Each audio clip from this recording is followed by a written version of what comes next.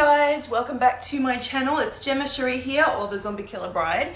I haven't been using my channel that much lately, and it's just because, you know, work and things like that. I have my own business, so I've been building that over the past year or so, and yeah, I just haven't really been able to get onto YouTube that much.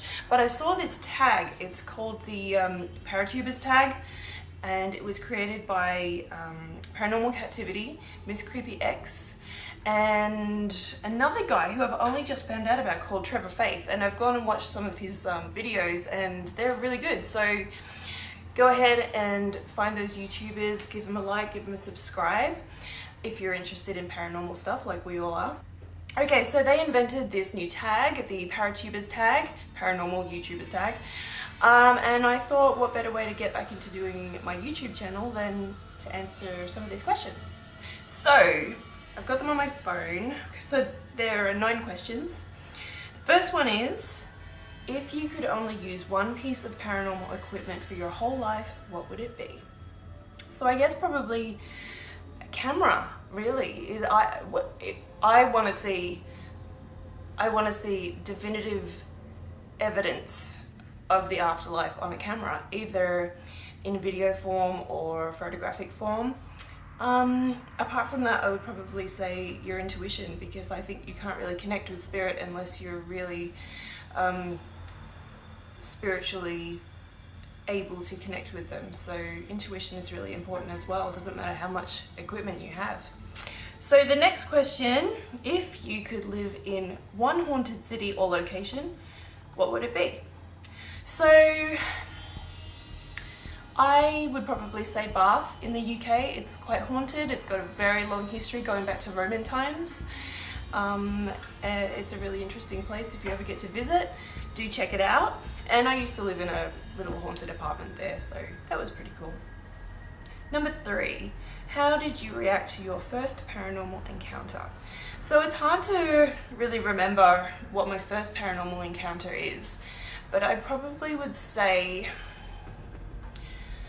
it was probably when I was a teenager, and some members of my family and I were eating breakfast in the kitchen, and all of a sudden my cat started to almost stalk something. She started to act really, really strange. And she was a really friendly cat, and one day she was looking into the next room, and she got down really low on the floor and started moving really slowly, as if she was either stalking something or she was being stalked by something. And she was really afraid. And there's no doubt in my mind, I think she could see something that we couldn't see.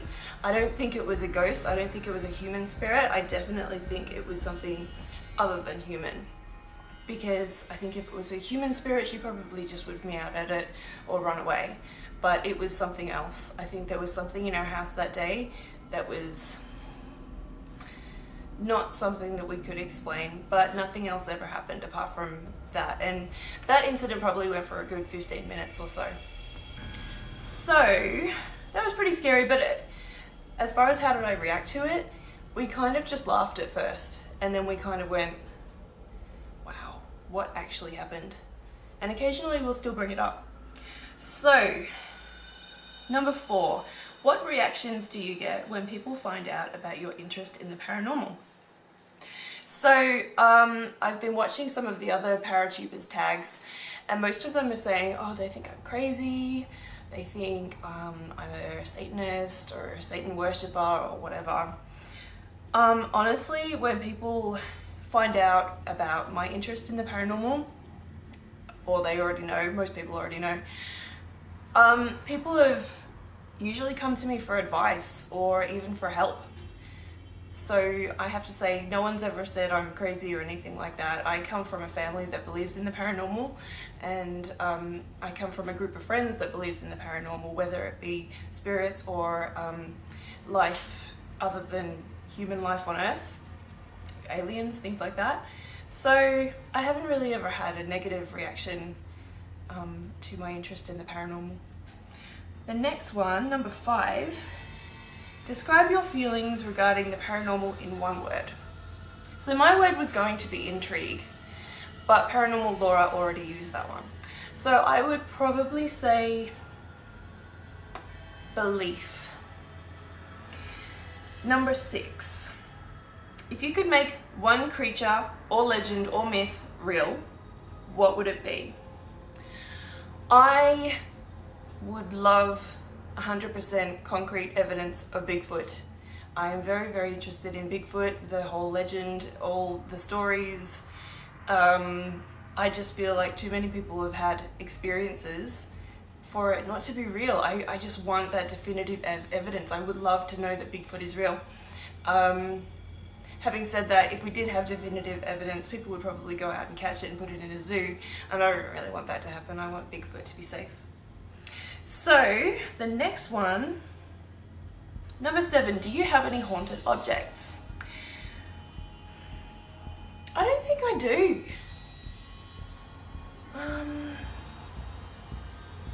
No, I don't think anything here is haunted, really. Number 8. Do you believe in spirit animals? Or have you had any experiences with them? Well, there was one time when I was living in the haunted apartment in Bath that I had mentioned before. I was in my kitchen and I heard a dog growl in my kitchen. And I didn't have a dog. And I just kind of went, okay, I'm just gonna keep on cooking. I didn't really give it too much thought, to be honest. I didn't feel afraid or anything like that. I just sort of let it go. And I don't know if that was an actual animal spirit. That could have been demoniacal. It could have been poltergeist activity. I don't know. Just because it sounded like an animal doesn't mean it was an animal. So, number 9. This is the last one. Would you purchase and live in a house that was super cheap, knowing that paranormal activity was an everyday thing and could not be stopped? I have to say yes and no. My reasons are as follows. Yes, purely from a capitalist perspective, I would probably open it up as a B&B, as a haunted bed and breakfast, and I would probably charge people to come in and do investigations and stay overnight. The reason I would say no is because, frankly, I wouldn't want to risk bad luck or bad fortune coming over my life or my family's life. So occasionally these types of things are better left alone, and if there was consistent paranormal activity happening in a house, there's no way of knowing if it's human or if it's demoniacal or other. So